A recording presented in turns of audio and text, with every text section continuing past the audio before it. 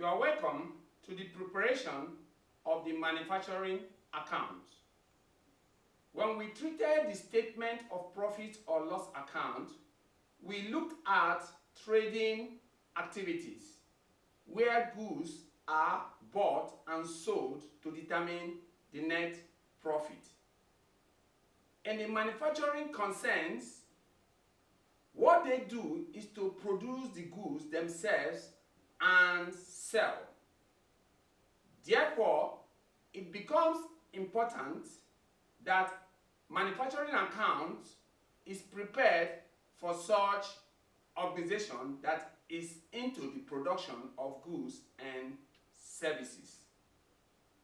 In situations where more than one goods are produced, more than one manufacturing account may be required. It becomes important that a manufacturing account is prepared. Where an organization produces more than one goods, more than one manufacturing account may be required. The aim of preparing the manufacturing account is to determine the cost of goods produced, and this will enable the organization to fix their selling price. In the preparation of manufacturing account, certain things must be taken into consideration. First, we look at the raw material to be used. Does the organization have raw material as at the end of the previous accounting period, or are they just buying the raw material in the current accounting period? This must be brought into consideration, and this will lead us to establish what we know as the opening inventory of raw material. Then we consider whether there was purchases of raw material in the current accounting period. If there is any carriage on such raw materials, such cost must be added to the cost of the raw material purchased. Also, if there is any return of raw material, such cost or amount must be deducted from the amount so far calculated. Then at the end of the calculation, we have to deduct the closing inventory of raw material to determine the cost of raw material used or consumed. It is almost the same activities we carried out when we treated the statement of profit or loss account of a sole trader. We take the opening stock into consideration, add purchases, add carriage inwards, less return outwards, then we less closing inventory to determine the cost of goods sold. In the manufacturing account, we take into consideration the opening inventory of raw material. We add to it the purchases of raw material. We add alongside carriage inwards on raw materials. Then we less return outwards of raw material.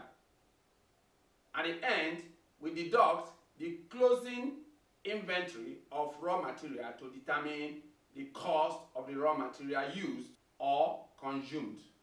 This is the first step to be taken in the preparation of manufacturing account. That is the determination of the cost of raw material used or consumed. Let's see how it will appear in our calculations. So we have the Victory Enterprises manufacturing account. Then the first thing we take into consideration is opening inventory of raw materials.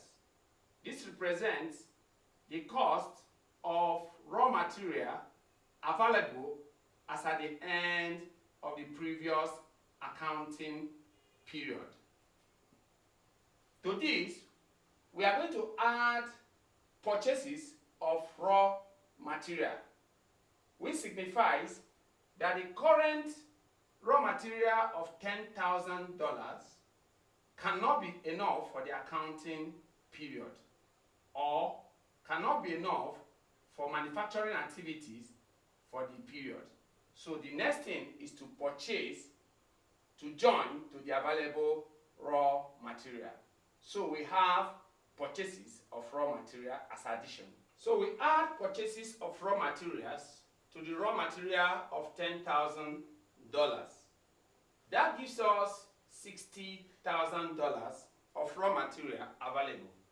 However, certain additions or subtraction can come alongside with the purchases of raw material, such as carriage inwards of raw materials.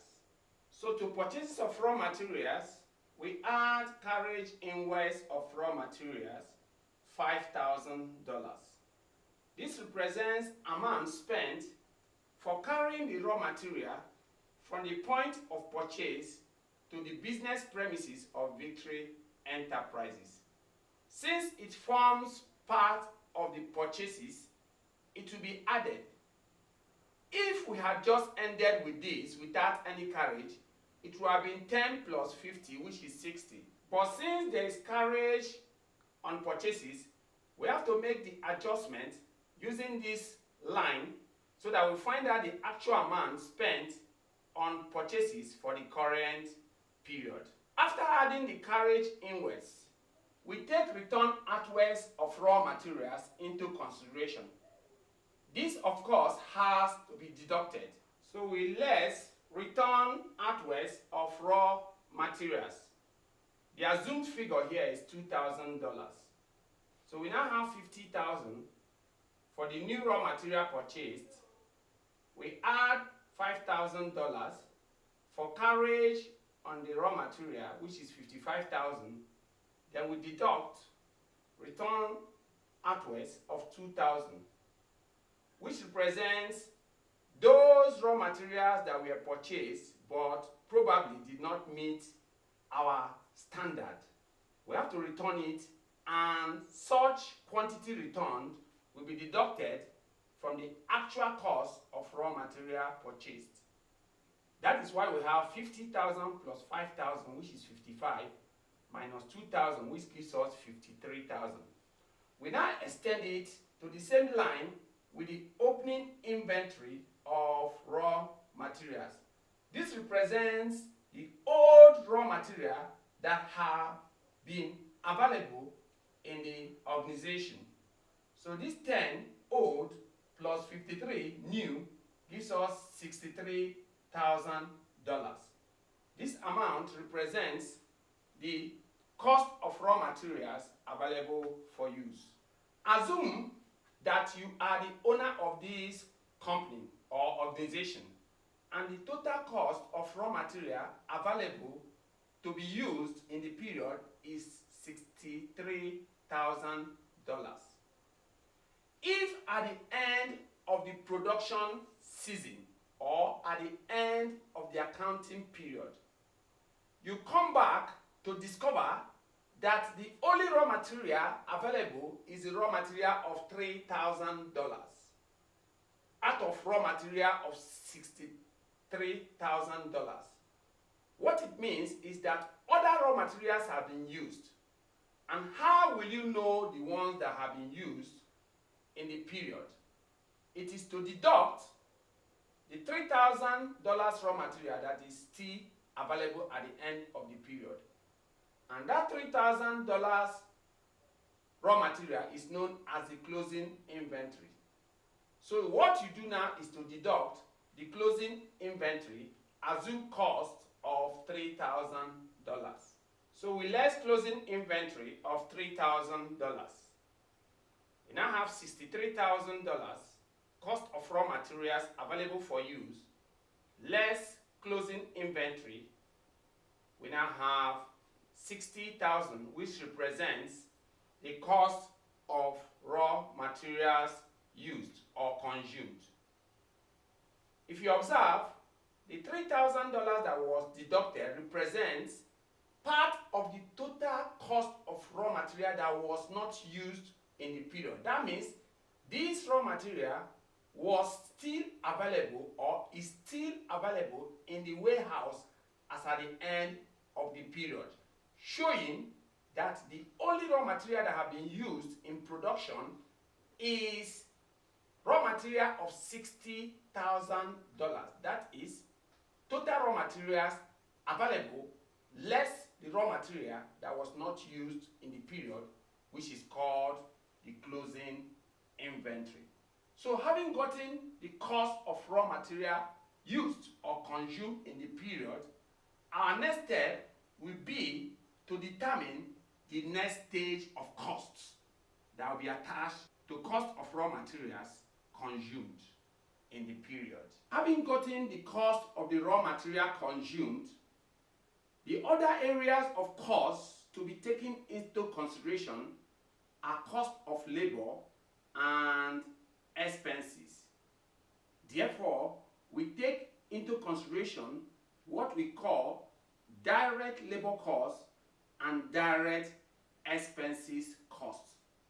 Of course, when we talk about direct labor, we are talking about those costs or the wages paid to workers, which works or activities can be directly traced or linked to units being produced. For instance, the wages being paid to a baker in a bakery. This can be directly linked to a unit of production in the bakery. This is an example of direct labor costs. We also take into consideration direct expenses costs. These are costs or expenses that can be linked directly or that can be traced directly to units being produced. For instance, cost of royalty, which can be linked to each unit of a resources or mineral resources mined. Royalty that is paid per barrel of crude oil extracted is an example. Another example can be related to any equipment or machine that is employed and directly used in production. Another example of direct expenses is cost of hiring a special plant or machinery for a particular job. When these two costs, that is direct labor costs and direct expenses costs, are joined to the cost of raw material consumed, the result becomes what we know as the prime cost. So to the cost of the raw material consumed of $60,000, we add the assumed direct labor cost, which is $15,000, and then the direct expenses cost, which is $5,000. Then the combination of these three costs, that is cost of raw material used in the period, which is $60,000, plus cost of direct labor, which is $15,000, plus cost of direct expenses, which is $5,000, it gives us $80,000. That is 60,000 plus 15,000 plus 5,000 gives us 80,000, and this 80,000 is what called the prime cost. So the combination of these three costs gives us what we call prime cost in manufacturing account. The next cost we are going to take into consideration is what we call the overhead costs. Apart from the prime cost, there are some other manufacturing costs that cannot be called direct material costs, direct labor costs, or direct expenses. These other costs are known as production overhead or factory overhead or manufacturing overheads.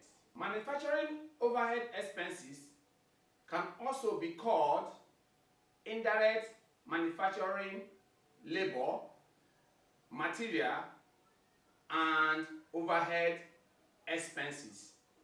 Since they are not directly affecting the manufacturing process, they are called indirect or overhead expenses in relation to manufacturing accounts. Let us look at some of the manufacturing overhead expenses. Depreciation of plant and machinery.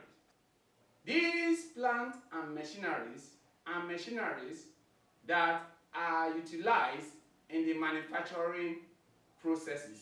Depreciation of plant and machineries are associated with manufacturing processes because these are the machines that are used in production or manufacturing. Another one is factory rent. When we talk about rent, the rent of a company may inculcate the whole manufacturing section and other departments. When these rents are paid, the portion that are attributable to the manufacturing department or the manufacturing area will be calculated and added as part of the overhead expenses, since they are not directly or can be completely allocated to such manufacturing processes. Another manufacturing overhead expenses is supervisors' salaries. As long as such supervision is in relation to the manufacturing processes, it will be attributable to the manufacturing account. However, if the supervisor is also supervising other areas that are not connected to the manufacturing processes, at the end of the period or month, the salary will be calculated and the part that can be attributable to the manufacturing account will be apportioned and added to the overhead expenses. General factory expenses is another form of manufacturing overhead.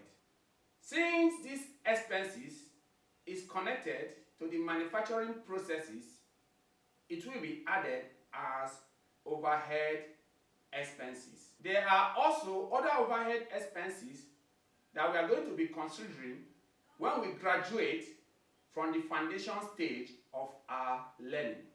Let's see how these overhead expenses will affect our manufacturing account. So we have the factory overheads, and we have some assumed figures which include the depreciation of factory plants and machines, $20,000, factory rent and rates, $3,000, supervisor salaries, $2,000, general factory expenses, $600, light and power, $900, insurance, $1,500, other factory overheads, $200. If you add 20,000 plus 3,000 plus 2,000 plus 600 plus 900 plus 1,005 plus 200, it gives us $28,200. We have gotten the prime cost, which is $80,000, and the total factory overhead expenses as $28,200. And all these are part of the cost of production. Now, what are the differences between the prime cost and the factory overhead expenses? As we earlier said, the raw material used and the direct labor and direct expenses are expenses that are directly and completely connected to the production processes. For instance, the total raw material used of $60,000 is completely used in the production processes. The direct labor, which may be wages of the factory baker, if they are into baking of bread, of $15,000 is completely paid to workers that are directly connected to production. The direct expenses, which may include royalty, is also an expense that is completely related to production to the tune of $5,000. On the other hand, the factory overheads are expenses that cannot be completely or directly associated with the production processes. For instance, the depreciation of factory plants and machines may be $50,000. But when an apportionment or sharing is made, $20,000 will be apportioned or shared or attributable to the manufacturing account. Probably the machine and plants are also being used for other production. The factory rent and rate may be $20,000, but only $3,000 can be associated to the manufacturing processes, because the rent and rate paid may be in relation to the whole company, and the manufacturing section is only occupying part of the buildings. The supervisor's salary is $2,000. On the whole, it might be $8,000, but the supervisor is also working in other areas which may include administration and so on. Therefore, at the end of the period, a proper apportionment or sharing will be done to determine the amount that is connected to manufacturing account. The general factory expenses is the same. Also, light and power is also inclusive. The lighting and power may be in relation to the whole company. Since the light and power may be about $8,000, and we do calculation, it is only $900 that can be attributable to the manufacturing account. Therefore, it is known as overhead expenses. The insurance of $1,500, the total may be $10,000, but only $1,500 can be apportioned or shared to the manufacturing process, since the whole insurance expenses is connected to the whole company and not just the production process. The same is associated with other factory overheads. Therefore, the overhead expenses can simply be defined as expenses that cannot be completely attributable to the manufacturing processes. Therefore, apportionment or appropriate sharing is required to determine the amount that can be associated to the manufacturing account. Inputs that have undergone some stages or level of production is known as work in progress. This means that they have undergone various stages. For instance, a lady's handbag that does not have a zip or a handle can be regarded as work in progress, because you cannot sell a bag without a zip or a handle. It means that such bag or material has already consumed part of the organization's raw material, labor, overhead, and other costs, and yet it cannot be counted as part of the goods produced. So after the prime cost and the overhead expenses, the next thing we are going to take into consideration is the work in progress. In order to get the cost of goods produced associated with work in progress, an adjustment is needed for the opening work in progress and closing work in progress.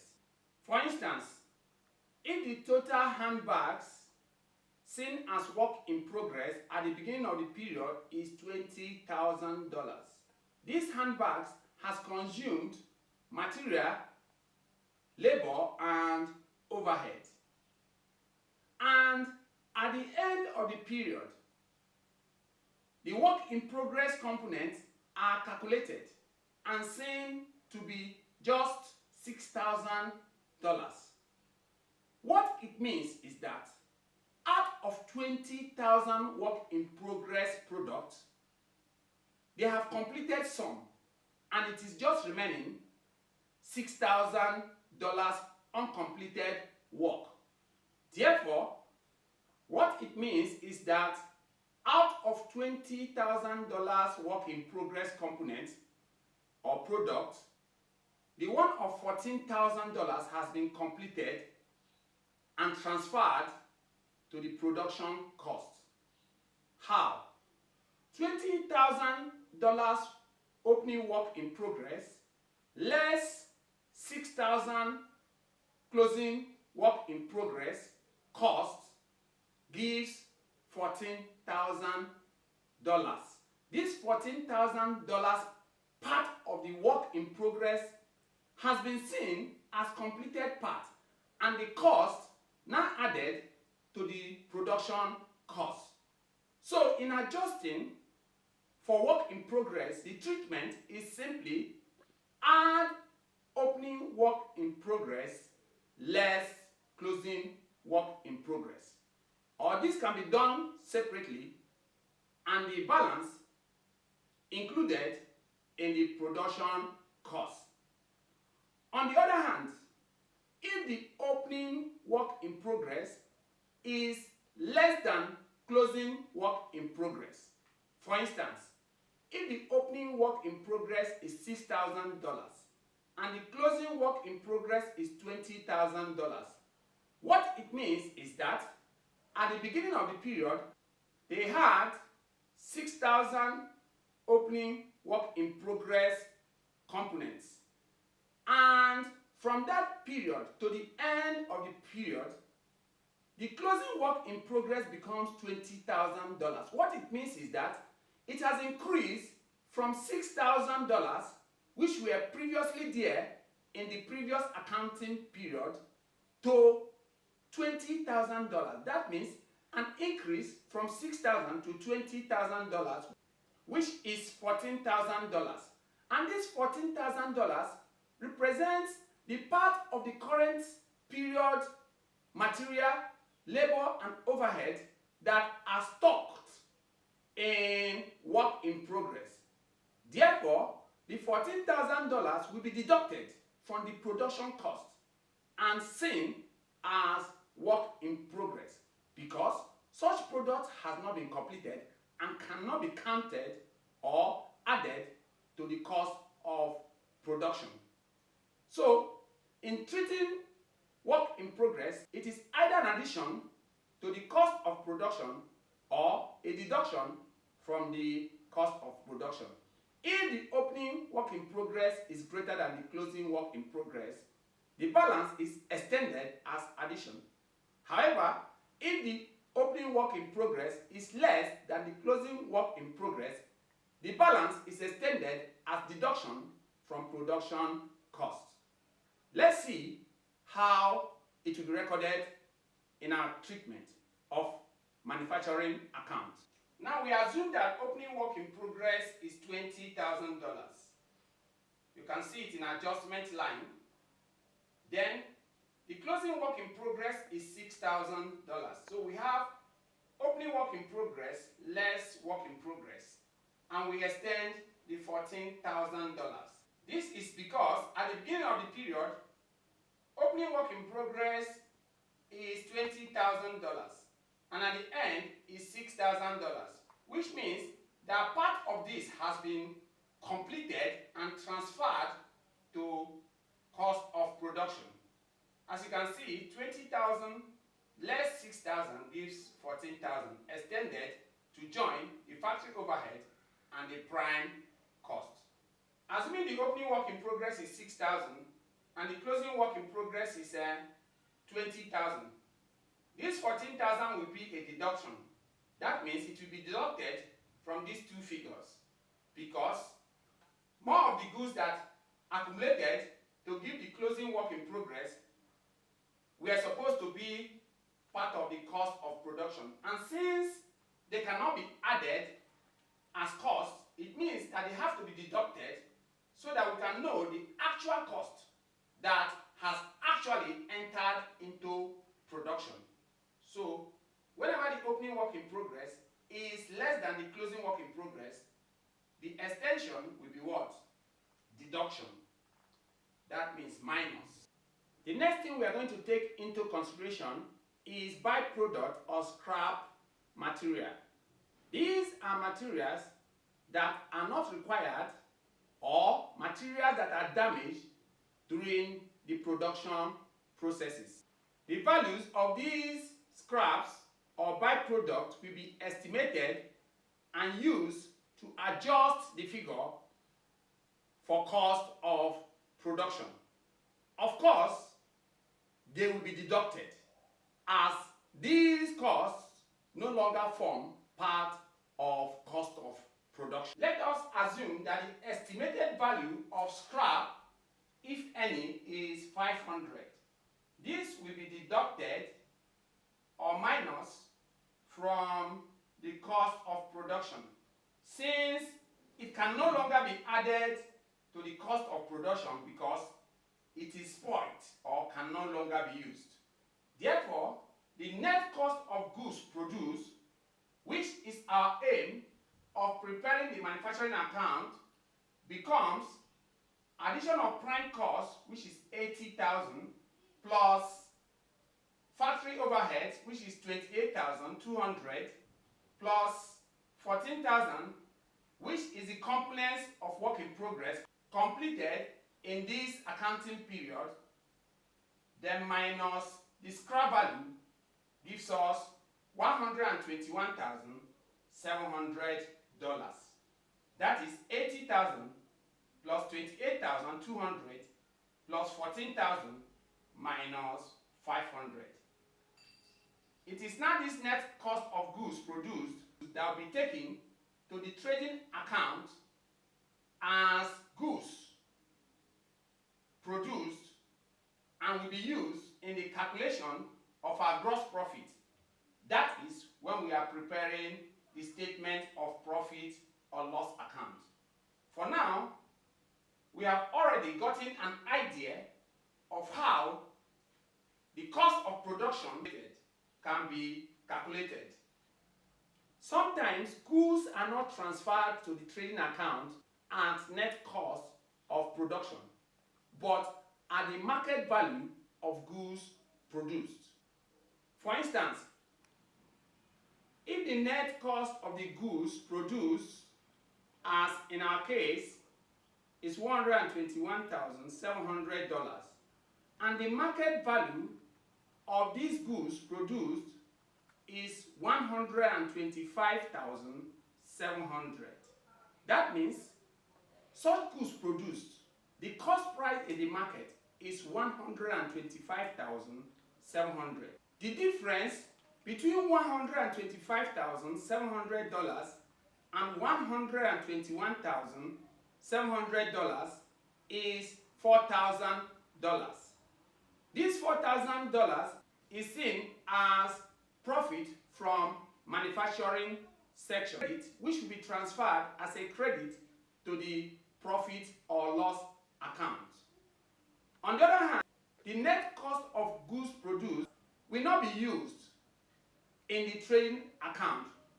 Rather, what it means is that we were able to produce such goods at a profit that is less than its cost price in the market. What this means is that the amount we are going to transfer to the trading account as a cost of production will be $125,700. That is the market cost of such goods we have produced. However, the difference between the market cost of goods produced and the net cost of our production, which is $25,700 minus $21,700, will be transferred as a profit to the statement of profit or loss account under the profit or loss account. That is $4,000 will be taken to the credit of profit or loss account as profit on manufacture. These terms we are using now will be explained more when we tackle a detailed and full question in manufacturing account. In such instance, we are not only going to prepare the manufacturing account, but the associated statement of profit or loss account, which will include both the trading and the profit or loss account. As we progress into the next stage of our study, I would like you to take an assignment on manufacturing account. Please do endeavor to go through this assignment and repeat it on your own so that you can progress alongside with us. Thank you. Assignment. From the data below, prepare a manufacturing account for Victory Enterprises for December 31st, 2020. Direct labor, $15,000. Direct expenses, $5,000. Inventory of raw materials. We have January 1st, 2020, $10,000. 31st December 2020, $3,000. Then we have purchases of raw materials, $50,000. Carriage invoice of raw materials, $5,000. Return outwards of raw materials, $2,000. Factory rent and rates, $3,000. Supervisor salaries, $2,000. General factory expenses, $600.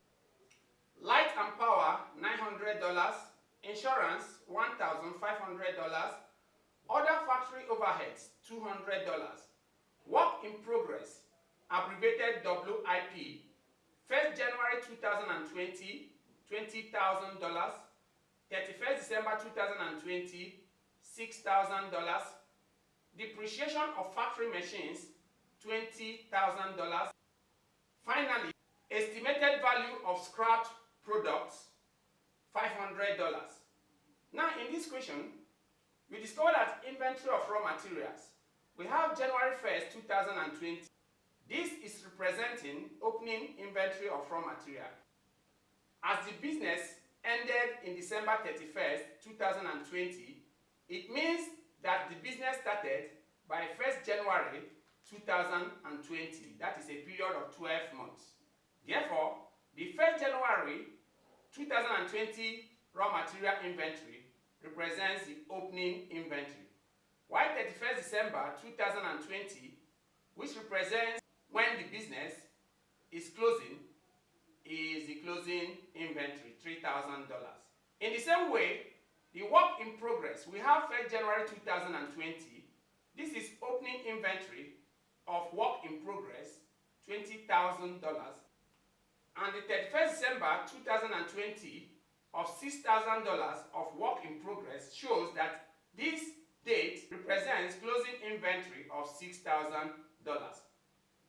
You can now go through the equation and calculate the net cost of goods produced using the equation. Of course, the solution is already offered here, but what you do is to ignore this and use this as a practice to obtain this before you can join us in the next stage. Thank you very much.